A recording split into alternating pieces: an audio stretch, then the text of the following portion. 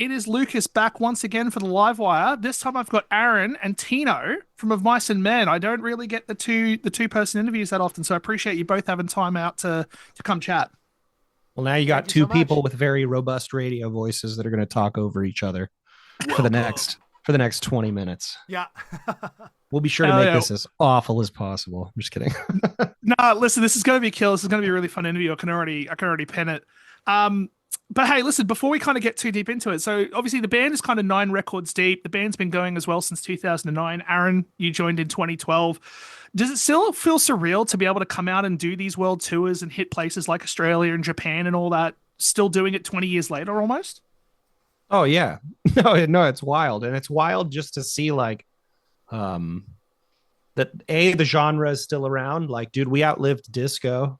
Metalcore has been around longer than disco was. Think about that, dude. Like, just absolutely kick disco's ass. No, I don't know. It's a blessing, and it's also just a testament to our fans who have supported us throughout the whole time. Because we've just been making music because, and we always say it, and it's kind of true. Like, we would be making music if nobody listened to it. So it's just really a testament to our fans. Yeah, for sure. And then, like, just with you kind of talking about how, like, obviously metalcore's outbeaten disco, like, we're starting to see the second wave of metalcore now. Like, Oh the I yeah. promised those I was promised the world kids. Oh, it's Like, Oh, hell wonderful. yeah. Oh, when I Yeah, saw that, definitely. oh, yeah, I like, saw I I saw the was, flared jeans and I saw the little flip phone and I saw the guitar going around Yeah. like a windshield wiper and I was excited. We'd gone back because honestly, man, there's been enough like time dilations and timeline hopping and wormholes and stuff. It's like we need to take one back. yeah, I remember, like, I was watching one of the videos and it was like, putting it in 144p for ultimate nostalgia. Hell yeah.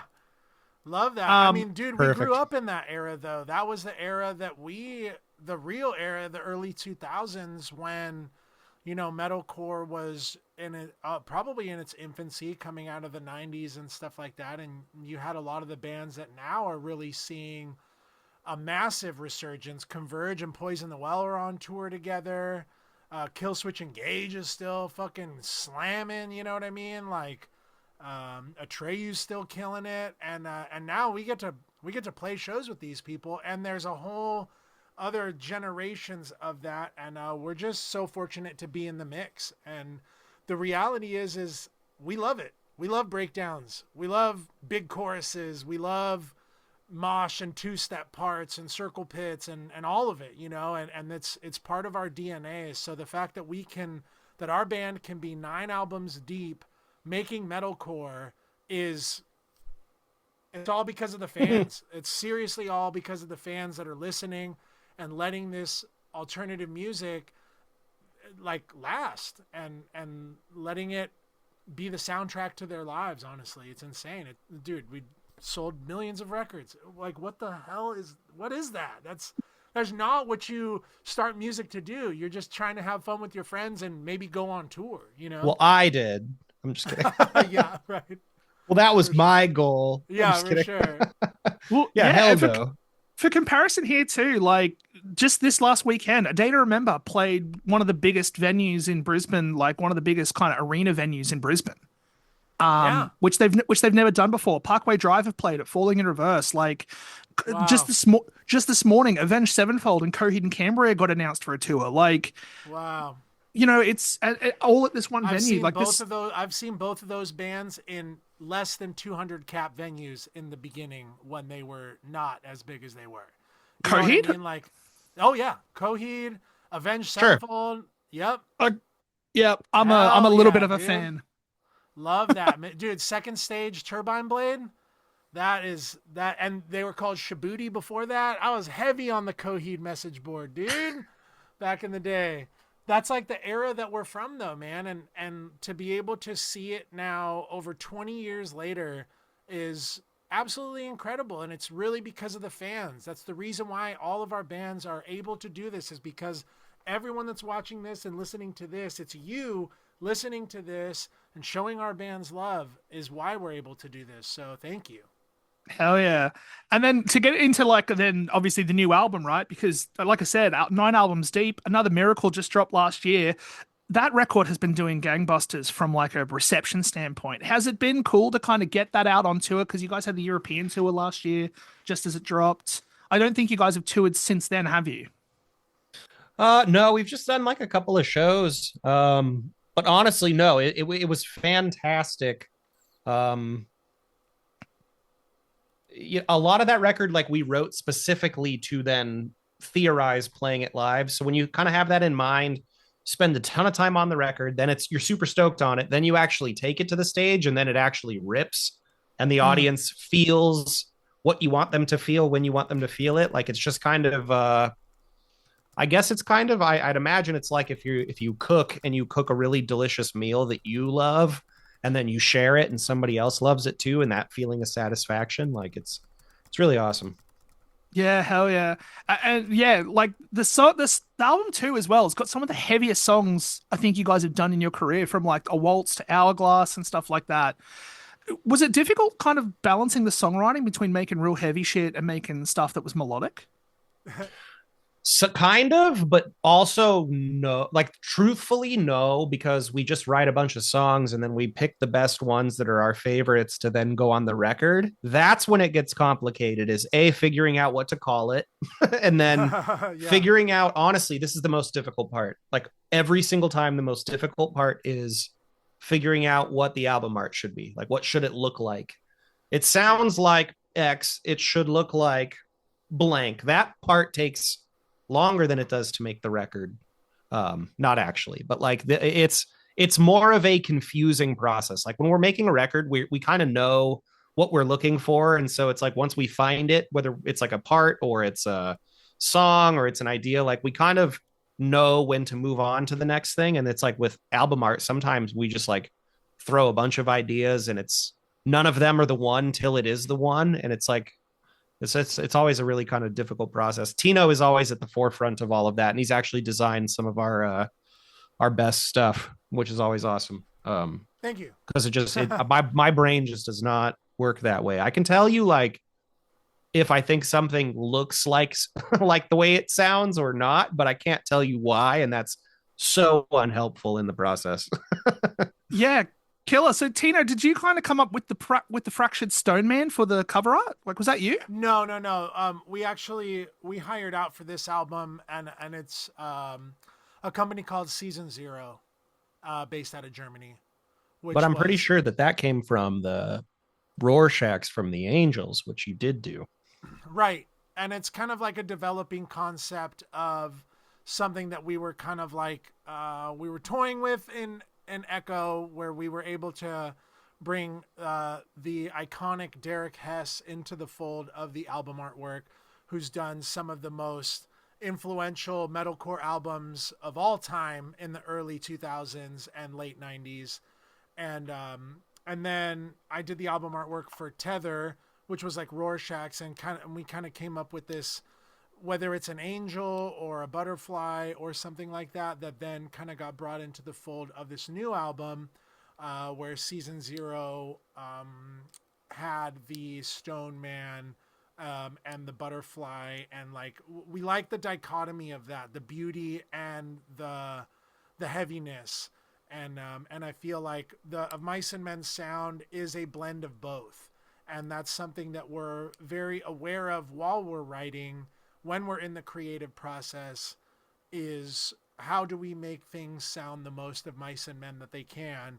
And I think people, it's like, how do you go heavier than what we've already done? Well, let's add some freaking trumpets and orchestra to the songs, like in a waltz. Like, we've never done a theatrical metal song, so let's do a theatrical metal song a la Dimmu Borgir, Cradle of Filth. And was very Dimmu Borgir for sure. And and we draw inspiration from all spectrums, from metal music to dance music to pop music to country music to R&B music. We're all over the place. But what makes it of Mice and Men is taking that influence and that inspiration and working on the songs together to bring in each one of our individual, influences, and then that's kind of what makes the Of Mice and Men album. And it's not dissimilar when we're doing the artwork too, or any of the visual aspect of the band. We're four strands that create a rope, you know, and us being able to come together for that is what is the final product. And it's the amalgamation of all of us. For sure. And I think That too, was a Three Ninjas reference, dude. I loved it. You like that? Yeah. Wait, was it? Was it? Yeah, I didn't dude, even catch. He said four strands Yeah, of it's rope. 4 strands of rope. Oh my god! So I haven't seen a Oh. Three Ninjas movie in about 15 years. Oh, I you gotta love- Oh, rewatch used you to it. gotta love- go rewatch it, dude. Yep. I love those movies. They were so good. Oh, I they're, might be they're still so I might good be too. The only modern musician quoting Three Ninjas still. Well, dude, it's And it's a philosophy to live and die by. Truthfully, And- you know. And that's a promise too. Yeah. Yeah. For sure. Definitely, dude. Yeah, I think, and the thing that's too, I guess, with this album art, I remember seeing it for the first time and being really struck by it because, like, back in the day, there used to be a music store here called Sanity. Basically, they're just kind of like FYE, like Australia's FYE, right? Uh-huh. And I used to work at one, and the album art for Restoring Force would always be on the shelf, and every time I'd walk by it, like, it would always catch my eye just because everything else was like, you know, it was just a different looking record. And I feel like this new album has that same vibe for me and catches my eye in that way. And then to kind of then see it across all of the what's it called? Like the tour posters and seeing it used as like the promotional material for that. Again, it's very different. It's bright, it's bold, like it stands out. Thank you. Yeah, that's what It's we awesome. hope for, you know, with the art. And it is hard to put visually what we hear sonically and see in our heads, and I think a lot of it just kind of gets developed over time. And as we're a band that really, like, we'll start with an idea and then we'll kind of extrapolate on it for a while and have it develop and start to understand how to use it in other artwork and to use it and to create a story around it. And because we've done this quite a few times, we've put out quite a few albums at this point, sometimes the ideas aren't just all there right away from the jump, and we can kind of, like, over the course of the album campaign, it all kind of starts to flow together and create a more coherent and consistent visual and sonic landscape for the album to live. And then the chapter gets closed, and then the next chapter opens with new artwork and new visuals and new merch and all that kind of stuff. So it is quite an involved process, but the creative side of it is what we love to do. And first and foremost, that's kind of our job in this as the musicians and the creative minds behind the music, is getting the music tightened up and finished first and foremost, and then maybe bringing on other collaborators and other inspirations to then help flesh out maybe the things that we aren't as well versed in, or things that we see that may not be we may not be able to create ourselves. We ask somebody to, hey, will you please come into the fold, collaborate with us? What do you see? What do you hear? Let's get your take, because we're so close to the music, we're so close to the initial ideas of the art, that I think it does take a team to make the dream, you know? For sure. We've only got a couple minutes left. I had a whole bunch more questions I'm not even going to get to run through. But the two questions I just want to get onto, right, is I want to obviously pump the tour that's coming out too. You guys are going to be touring with Crystal Lake, which I feel like is insane that Crystal Lake's been running for over 20 years now. You guys have been running close to 20 years. That feels like a fever dream of a lineup just with two bands on it. That's Sick. I love that. Yeah. Yeah. Yeah, we've been Have trying you? to play shows with them for a while. So the fact that we were able to lock this in, we got big shout out to our label, Century Media. We're label mates, so they were able to make that happen. And it seems like everyone's really excited, as well as us. You know, we were first the ones excited. We're like, oh, hell yeah, we finally get to do shows with Crystal Lake. And now it seems like the fans are getting stoked too. So tickets are picking up and selling too. And so if you're watching this interview, make sure you get your tickets before they sell out, because you do not want to miss these shows. No, Crystal Lake are legends of Japanese metalcore, and like you guys are up there too for sure in terms of like the American metalcore style. I think you guys have been putting out consistently good records over the last 20 years almost. Thank you, man. Like this is obviously just, again, it just feels like a fever dream of a lineup. But also too, like John obviously left the band earlier in the year, like left Crystal Lake. But they've got PK in from Prompts, which I don't know if you know Prompts, but fuck man, they rule. They're so good, and PK's an amazing vocalist. So I'm excited Awesome, to man. hear Yeah. his take on some songs. Yeah, definitely. And that's even more of a what a cool way to kind of like, I don't know, spice up the tour. Obviously, life happens and we can't always, leave our families or do, for whatever reason. Touring is difficult, and it is hard and it is a challenge. But the fact that they were able to get PK in there is super exciting. And again, like I said, fans, if you're listening, do not sleep on these tickets. They're moving, and we're definitely excited to come out there and get to share the stage with, Crystal Lake and these new guys. And it's going to be definitely incredibly memorable night. For sure. Are there any of the newer songs you're excited to get in front of Australian fans for the first time? All of them. Yeah. All the new ones Yeah. from the new record. I don't think we played them. Definitely. Yeah, so Yeah. there's gonna be a bunch of new stuff, a bunch of old stuff. We don't get to come out there very often, so we're bringing something for everybody.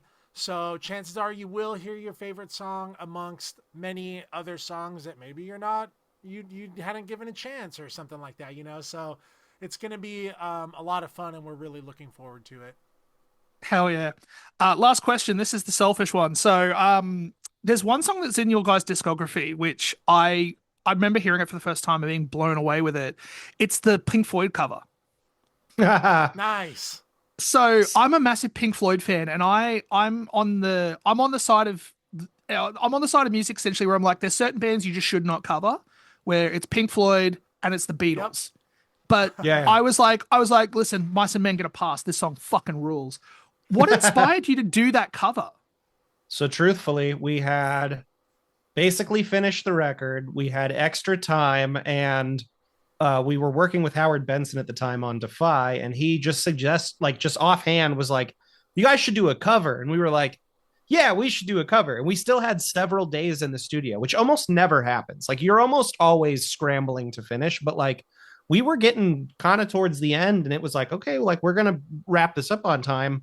And he was like, well, you should definitely do. And it's funny that you said Pink Floyd and the Beatles, because I'm pretty sure those are exactly the two. It was, there's three bands you shouldn't cover: Pink Floyd, the Beatles, and Queen. He's like, you should pick one from them. And we were like, oh, well, doing a Pink Floyd cover, especially Money, because it's like an interesting time signature. It's like always, it seems like it's always like more and more relevant to our society the more we're all just kind of enthralled in having to work for it and spend it and everything else with it. So it just seemed like appropriate to do. And then it was funny, our label was like, yeah, well, that's also awesome because, radio like covers, and movie and television, they like covers, and that's a popular song. So we can probably get it synced up. And we're like, cool. Well, come to find out, while we had approval to record the cover and release it, if we wanted to commercially exploit it, like if let's say a movie or a television show wanted to use our cover of it, they would have to pay Roger Waters $750,000 for the approval. So basically that song never got used for anything, and will most likely never be used for anything, because for that price you can probably just license the original. But it was still cool to have done. And for a while we played it. That feels like a fever dream, but for a few tours, that was part of the live set.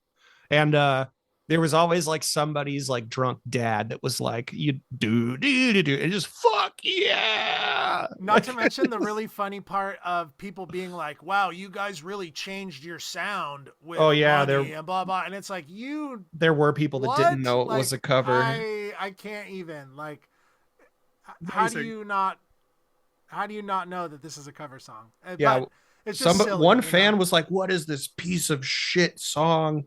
This is terrible music. Like, you've changed everything about this. Like, nothing about this sounds like you. And we're like, holy shit, bro. It's not. Like, it's a Pink Floyd song, man. We just put some distortion and added a distortion on the guitars and added double kick drum to the bridge. And,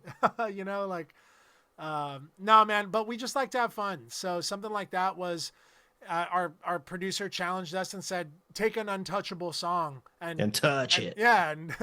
And put your spin on it and screw the haters. And we were like, all right, cool. Let's let's try it, you know, and we had fun with it. It's a cool song, and we think it holds up too. So hopefully, Hell yeah. Good old Roger is down for it. You know what I mean? Like, we meant no disrespect. It's all love and it's all inspiration. Pink Floyd's one of the greatest bands of all time. So to get the okay to cover that song and to have it be put out on a major label is pretty incredible. So I'll say that being said, it's 2026. People love beef and beef is hype. So no, with full disrespect. yeah. We did it just because we took their song and now it's ours. You could have the Kendrick Drake beef of 2026 of metalcore. Perfect. Pink Floyd versus Mice and Men. Yeah. Oh God. We'll never win. Nah, their legal team's too robust. All righty, brother. You have yourself a good one. Yeah. Yeah. Hell yeah. Well, no, that's okay. Like Tino said, get on those tour tickets, and this is going to be a crazy tour, like I said. So I'm really excited for you guys to be coming back, and yeah, all the best. Yeah. Right on, man. Hey, thank you so much.